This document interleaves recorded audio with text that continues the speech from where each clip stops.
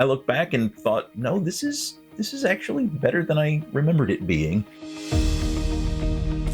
I haven't written a whole lot of our book, but we are already talking about what our deleted scenes are going to be. There are a couple of them that we're going to talk about today. Neither of them are going to be in the book. Obviously, that's why they're deleted scenes. But we will talk about how you can get access to those deleted scenes. Both of these deleted scenes are from the perspective of characters who are not going to be perspective characters in our book. They're not main characters who are in these scenes, which is one of the main reasons they're not going to be in the book. But it's still related to a lot that's going on. And the first one of these is actually a scene that we discussed, I think, 2 weeks ago. And then there's another one that we haven't written yet, where we've just decided to start working on it. But the one that we have discussed is your 600-word short story, which I think last time we were talking on video, it was significantly longer than 600 words. Right. So how did it go cutting down that story?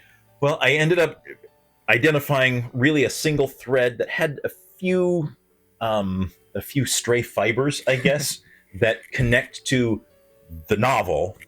But it took a lot of effort to just cut and cut and cut, figure out how I could remove a phrase here, remove a few words, shrink it down. Finally got it down to 658 words, and that was good enough. The exercise said 2 pages, which should be about 600 words. Well, it ended up being about a page and a half at 658, so I figured that was close enough. But then the next exercise after that was to take the 600-word short narrative and cut it down to 300 by practicing all these skills of what they called economy, learning how to cut unnecessary parts of the story. I had already cut everything that wasn't absolutely crucial. I did end up cutting it down to 602 words, but by doing so, I felt that I was eliminating crucial parts of the story. I was already cutting it too far. I think it was Michelangelo who said something about the way that you make a statue is take away everything that isn't a part of it. Yeah. But you've got to cut until there is nothing left. The story isn't done when there's nothing left to add. It's done when there's nothing left to take away. And there was nothing left to take away. Especially for the story being a part of a broader story. Right. I think you can get across, there's a lot that you could have cut if it was just the standalone short story. But there are things that apply to the broader story as a whole and that fit in. And if all you have is just the story, just the 600 words there, you could probably think that there is more worth cutting. But realizing that there's characters in that story that play a bigger role in the whole narrative, you realize these details are important to all the rest of the story. Yeah, I could trim some of the fibers sticking out from the thread of the story. Yes. But then there would be nothing left to connect to. Right. So that is one of our deleted scene short stories. The other one is one that relates a little bit to the scene that we talked about last week, the scene that I'm writing where it was a spoiler video, but our main character is talking with his parents about some new information that he has learned. And the scene is kind of a follow-up to the follow-up of that scene. So the first follow-up is our character sharing additional information, and that conversation is just with one parent. And so the follow-up to that follow-up is that one parent sharing with the other parent the information and them getting on the same page about that. So again, there's no perspective character in that scene. It's not a scene that's going to be in the book, but there are things that happen after that scene that figuring out how the parents interact with each other and how they get on the same page about it can help inform how we portray the parents further on in the book. Right, so that's going to be the scene that I'll be working on next. It's partly because I've been that parent, so I can put my mind in there so that when he writes the next scene where the second parent is interacting with the main character, Mhm. he'll have some sort of an understanding of how parents talk to each other and what conversation might have happened.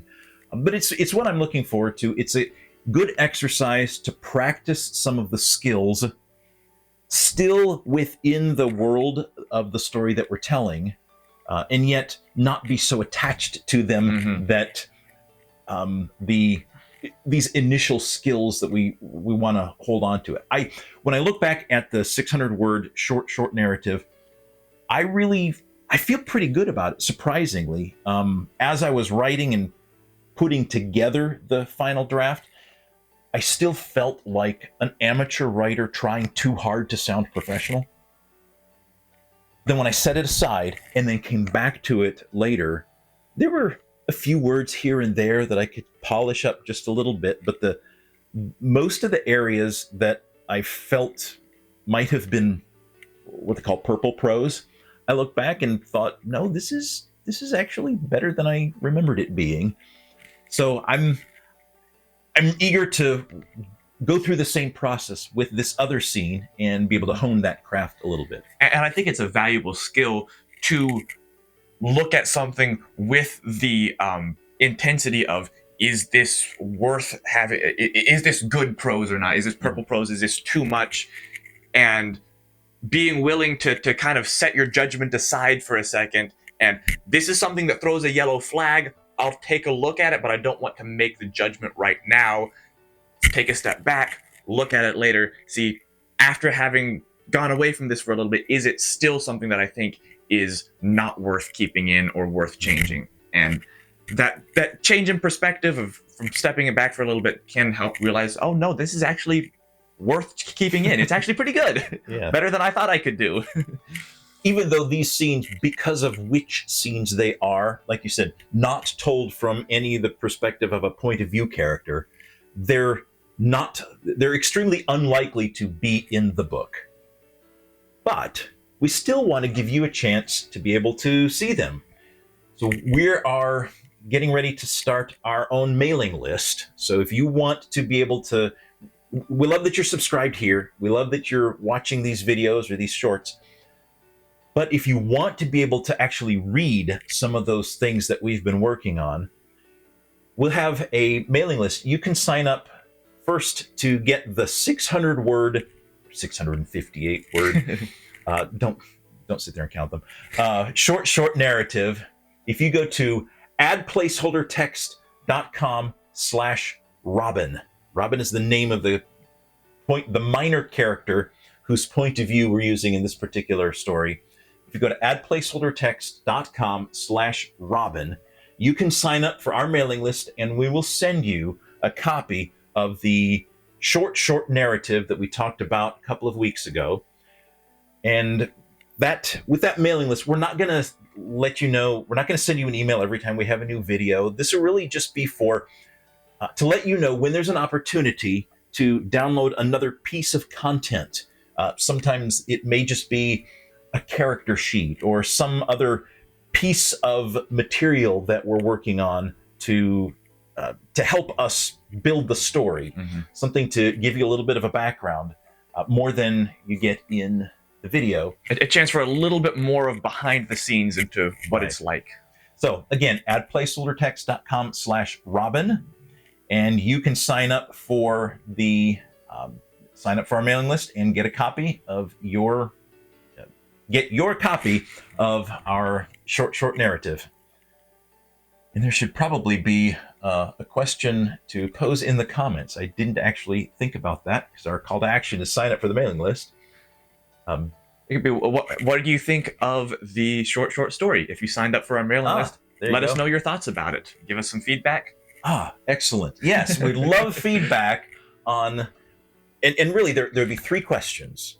When I'm looking for feedback, it would be, are the characters believable? Do they feel like real people? There are three named characters in that narrative. Do they feel like believable people? Secondly, does the writing style, how does that come across to you? And I can't remember what my third question is, so just answer the first two. We look forward to reading what you have in the comments, and we'll see you again next week.